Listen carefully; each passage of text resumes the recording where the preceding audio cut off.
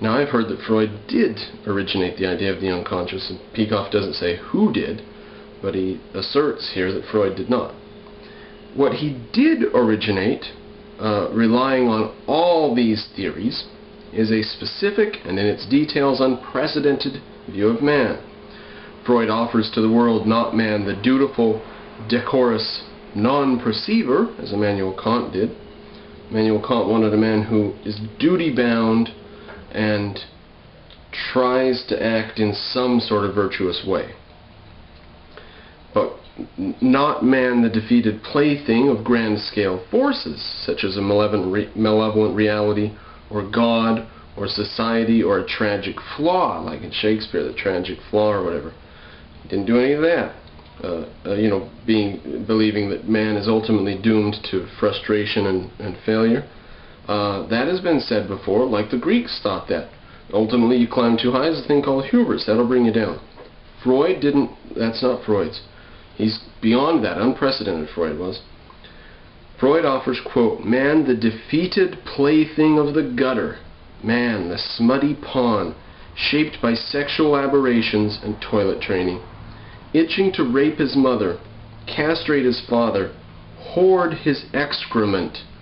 Right? We're afraid of our excrement. We always try to get it away from us as quick as we can. So that means that we want to keep it and pile it up and keep it.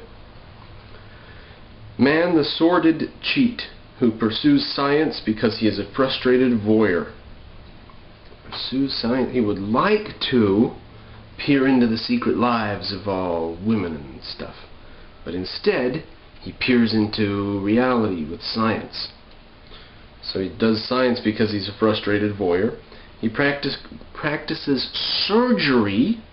Freudians have written essays and have said, surgery, why does man take instruments and cut into the body of other men? He practices surgery because he is a sublimating sadist. A sadist. He wants to inflict pain on others. He likes the idea of destroying the body and hurting people. That's why he does surgery. And he creates the David. Why does he create the David? Why does he want to shape stone in certain ways? Because he craves secretly to mold his own feces. Wow, that is what sculpting is molding things. And what is the one thing that we never want to touch? Feces. Therefore, that's the one thing that we really, really want to touch. So when we carry out something that shapes reality in a very physical and obvious way, that is that we want. We want to mold our poop. Man is a loathsomely small, ordure-strewn pervert.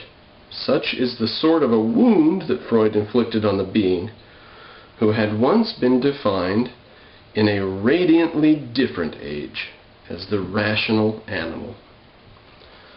I like the term he uses there, a radiantly different.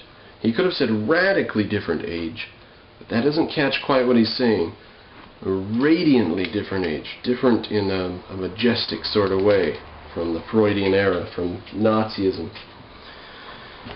Oh, that's a good way to finish off the Freud series, huh? Better than just ending on Freud. And someday I might read the material I've outlined in here, just so we know what one of Freud's prominent, maybe not students, but a prominent follower and a theorist who was took Freudianism and went on with it after Freud died. Freud died in 1939, by the way, the year World War II started. So maybe someday that continuation. Certainly there's one thing we know for now: Freud is a despicable, ridiculous pervert.